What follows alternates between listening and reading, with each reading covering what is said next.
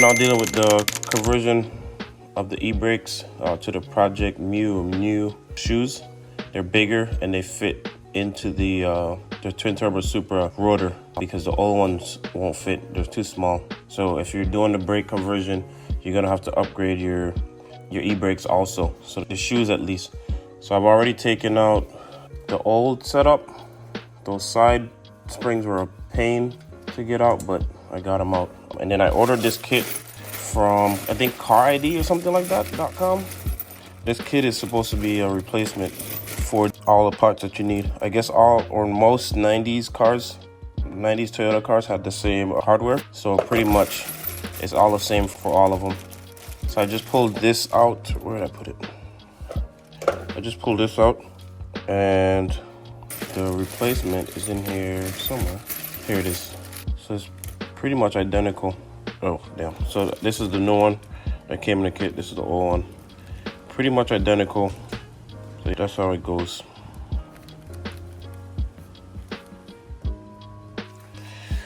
These are the shoes that you're gonna have to run. The Project U shoes. They're bigger, got more meat on them than the stock JZX 100 e-brake shoes. So I'm gonna go ahead and put these in a little bit, just basically filling it out to see how to do this. And then once I figure out it on the first one, I'm gonna record it on the second one so you guys can see. Yeah, no, I promised y'all that I was gonna go ahead and record this, but yeah, the first one pissed me off so much that I didn't end up recording it. So here it is. They're both done. It took me a little while to get the first one done, like I said. So I just decided on the second one, I was just gonna get it done as fast as I could, and I forgot to record. So I'll tag a video in the description. And it's twin turbo Supra rotor. It's the old one, the JZX 100. As you can see, the twin turbo Supra one is way bigger. It's a Stop Tech slotted rotor. I'm gonna go ahead and put down. All right, so I just put on the Stop Tech rotors, adjusted the e-brake, so that's good. And then I fixed the leak that was up there. That's good. So now I'll move on to the other side and do the same thing pretty much. Another quick update. I got other rotor on, the Stop Tech rotor now. This one's adjusted too, so I think the e-brake is up right now, so cannot turn it. So that's done. The next step is going to be the calipers for this. The leaks and all that stuff are pretty much done. So I just gotta put a new caliper on this one, and I gotta put a new rotors and stuff on the front. And then you're gonna be ready to be able to adjust everything. Grounded from your boy Gio. Today I'm gonna be working on the chaser, dealing with the air lines and the brake lines. I gotta secure the air lines to the chassis. I might need to take out the brake fluid out the system and replace the old brake lines with the steel braided lines, all that good stuff, and then the calipers and all that. So I'm gonna be working on the car today, working on the front end mainly, but working on the car overall today, so stay tuned. First thing we're gonna do is jack up the car. Next up, we're gonna go ahead and remove the wheel. After that done, we're gonna take off the rotor. I already had the caliper off because of some previous work I was doing. Next up, we gonna go ahead, start taking apart, or next up, we're gonna start to remove the bag. Gonna remove the bag so we could start accessing the upper control arm.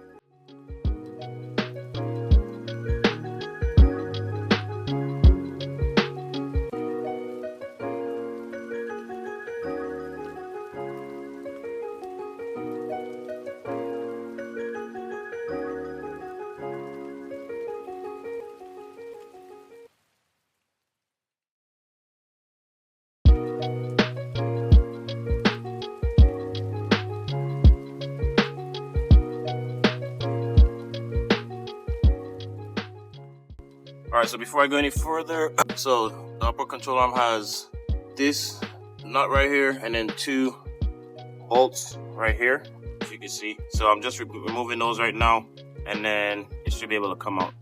Hopefully it isn't too difficult because I'm worried about it coming off the knuckle, but we'll see.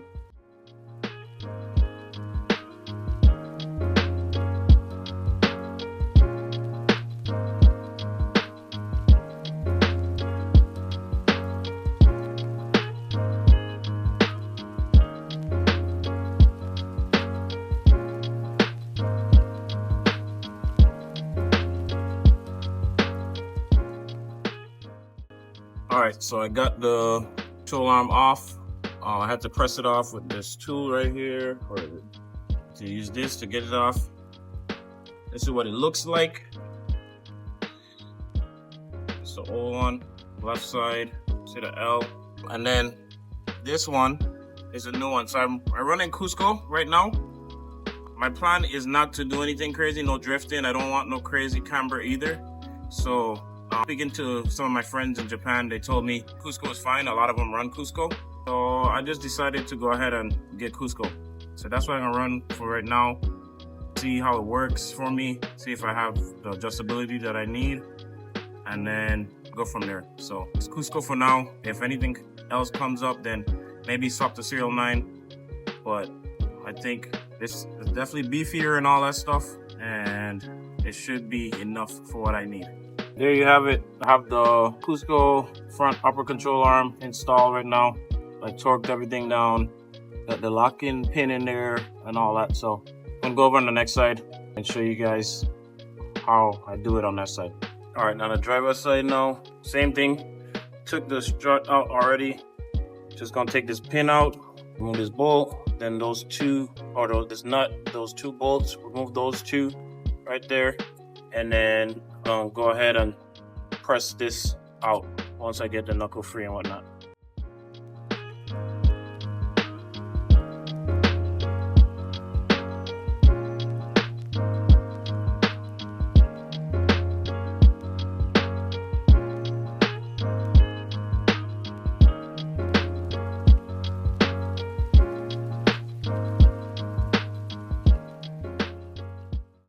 That took a little longer than I expected, but I have the both bolts out now.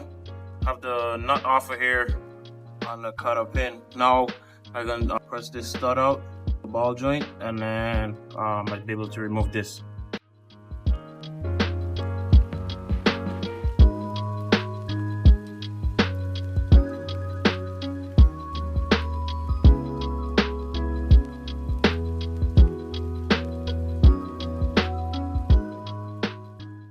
All right, so as you can see, that's the old one right there. Here's a new one. Cusco, like I said. Thank you. Put it on the ground. Hold it. There. Cusco, right side R. Same thing on this one, R right there, as you can see. Yep. So now I'm gonna clean up the side of the wheel well some and install the Cusco.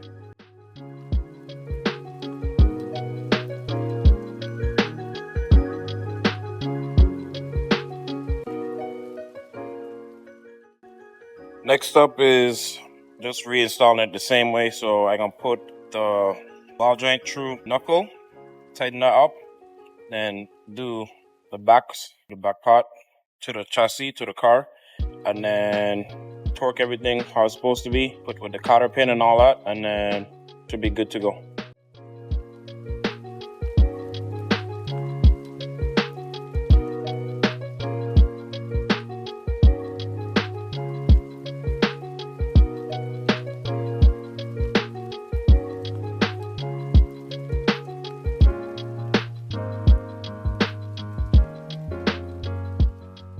All right now I'm securing the airline, the steel braided airline, to keep it out the way, keep it away from the tire and all that stuff when you turn the wheel. So I'm fastening it to the chassis right now. As you can see, I have one up here and then the other one here.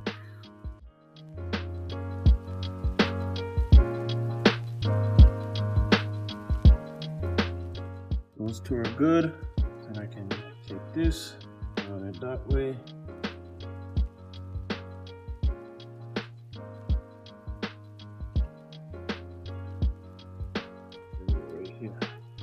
Get that green thing that we used to cut. That's on the other side, I think.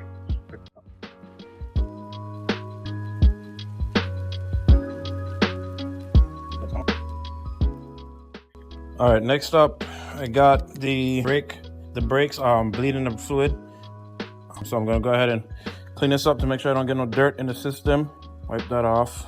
And then I am going to suction as much of this as I can out. Then I'm gonna install a steel braided line below on the two front ones, and I'm going to show you guys what the calipers look like in a little bit. and all the calipers and the rotors in the front also, and then move to the back. All right, about to use this suction gun. I don't know how well it's gonna work. So it looks like it has a hose. I bought it a while ago and I forgot what I tried to use it on, but I'm gonna try and use it on this. So just basically hook the hose up to the suction joint or the tool, and then you just suck the brake fluid out. So that's what I'm about to set up right now. All right, so let's see how good this works for me.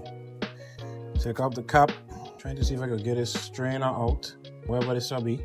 Give me a second, I need something to grab this. I'll make sure it's clean before I put it down in the dog. How the hell? I need to reevaluate, give me a second. All right, I got it out. I had to lift it up a little bit and twist it to get it out. And now this is what it looks like in there. So you can see how much fluid I could suck out.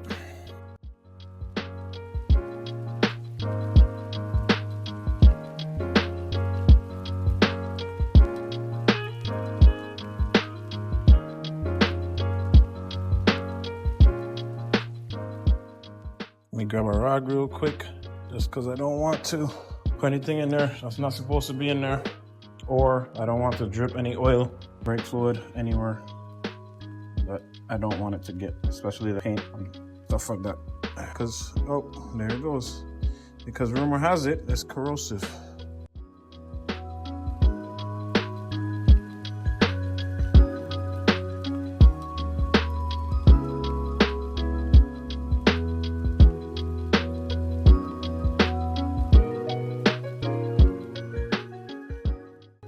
I think I got a good amount out. I can't really get more out. I try, because of how this is constructed, I couldn't get all of it. So unless maybe I go off the side here or something. But I can just disconnect the bottom hoses and see how much come out through there. Maybe the rest can come through. I don't know. Right now I gonna take this bolt out and just fit in. I'll take that out and then see how much come out of there. And then once that's done draining, I'm going to disconnect it from the top up here where the hard line comes in. Swap it over to the steel braided. So what I'm going to be doing is I'm going to be loosening this bolt right here. Then I'm going to let it drain. Then I come up here and I'm going to loosen this and then switch it. But first I'm going to hit it with some penetrating oil. Right now I just letting it bleed out. Let all the oil bleed out as much as possible. And then I gonna disconnect up here and then swap the line. All right, next up is loosening this. I already cracked it, or not cracked, but I already broke it loose. I broke it free. So just go ahead and, if you're wondering, it's supposed to be an 8mm flare nut wrench.